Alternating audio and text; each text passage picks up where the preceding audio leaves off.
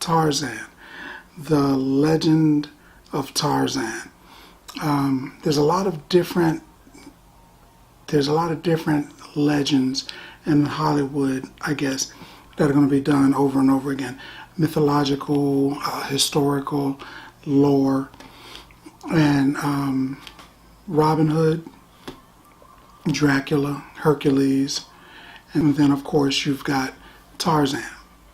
Tarzan's going to be done a lot, and in this particular case, Alexander Skarsgård is doing it. You know him probably from True Blood. He's Eric, the sheriff, Eric. He was good there, but every time I saw it, I wondered, would he be good in anything else? Could he do another role? He's perfect here, but could he do something else? And he's not bad as Tarzan, or John Clayton, Tarzan's actual birth name. He was pretty good. So he's in it. First, let's talk about who's in it. Christoph Waltz is becoming one of Hollywood's it men as far as villains go. Got a lot of guys that can play a hero, a lot of guys that can play villain, a lot of guys that do action, comedy, whatever. He's becoming one of the big names as far as villains. Margaret Robbie is in here, and she is Jane, and she's not bad as Jane.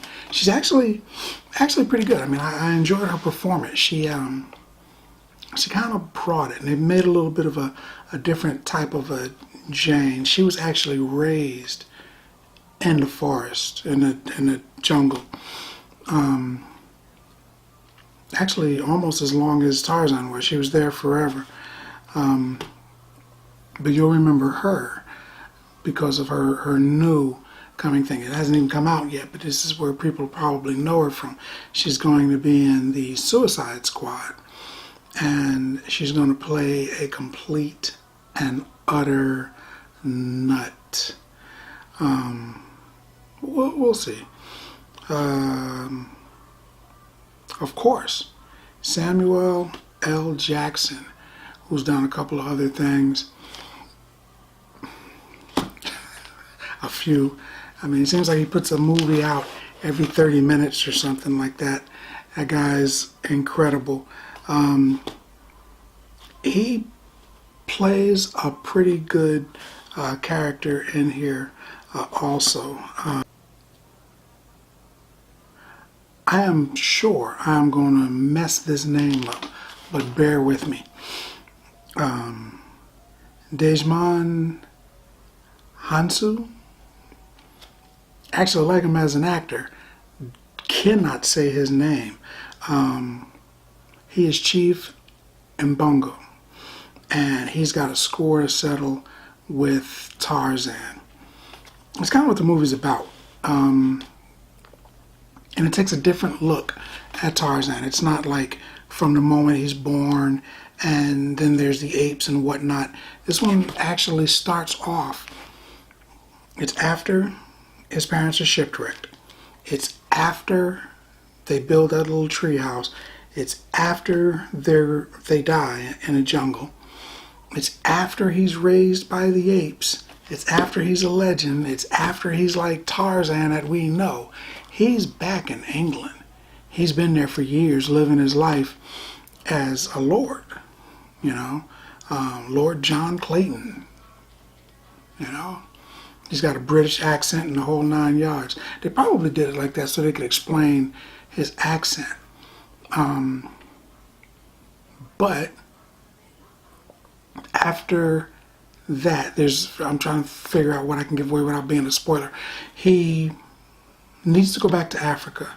Goes back to Africa, brings Jane, gets into all kinds of shenanigans, and he's teamed up, partnered with, and the two of them are actually pretty good together. They're better than I would have thought they would be together.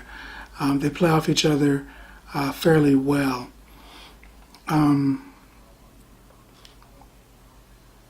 They've got some comedy in there, and they've got some action, of course. But I think the CGI was too much. I mean, Skarsgård gets in great shape so he can play Tarzan, and looking at him, he looks fit. You know, he looks like he's in shape and he could swing on vines or whatever. But he couldn't, I imagine he could not do, or maybe the insurance wouldn't cover him trying to do Tarzan-like things. So when he's standing face to face and he's talking to you, it's him. It's the guy. But when he's doing his Tarzan, swinging through the vines and, you know, fighting gorillas or whatever, it's clearly, you know, CGI. It's clearly computer. So, yeah, the acting is great. The movie, I think, their major drawback was the computer graphics. I think that they should have had more physicality from him. It says that he worked really, really hard in order to get that Tarzan-esque body. So that's cool. I can dig it. I understand the work that he had to put in. But then they didn't let him do anything but walk around with said body, which could, of course, been CGI also. I mean, I don't know. But he builds this frame to hold this position, and then they computerize the position, you know. So it kind of stole from the movie.